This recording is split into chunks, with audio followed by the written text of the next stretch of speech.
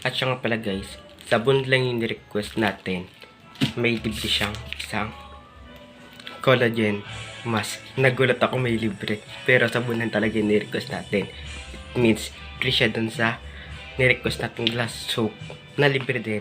At wala tayong binayaran kahit piso. O diba? Exciting!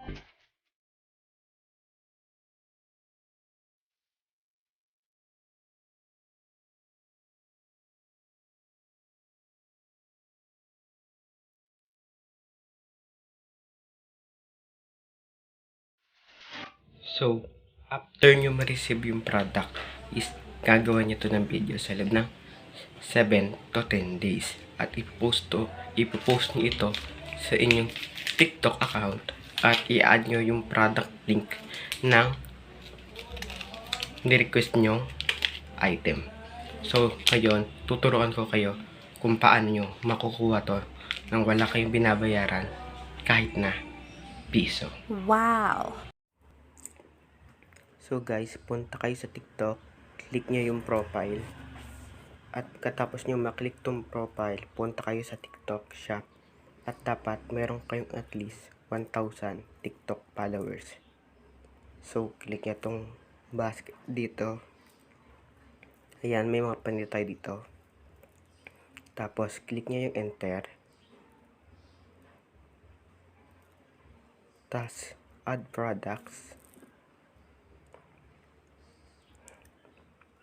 Tapos, click nyo itong pre-sample.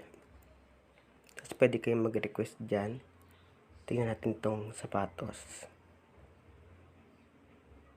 Ayan, meron tayong 321 requester. Click request. Tapos, pili kayo yung size nyo. Kunyari, 41. Ito.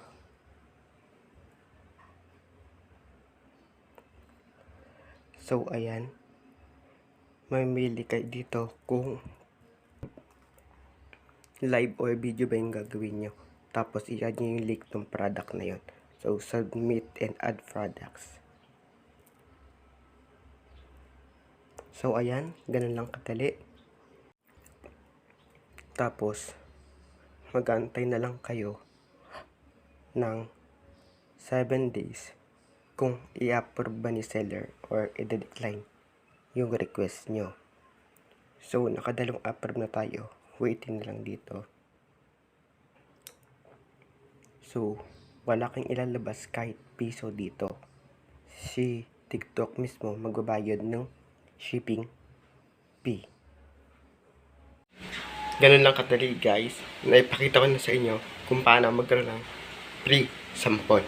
At guys, may limit lang yung pag-request ng free sample. 5 beses ka lang pwedeng mag-request hanggang sa dumating sa yung products. At kapag na-decline yun, pwede ulit kayong mag-request. Guys, kasi marami tayong nag-request at swertihan na lang kung tayo yung mapili ni seller. At kailangan nyo gawan ito ng videos. At i-add nyo yung product link sa video at i-post ito sa loob ng 3 days. At kung ilalive nyo naman, i-add ulit yung products nung ni-request nyo. At i-live nyo ito sa loob ng 10 minutes. At yun lang. Bye guys!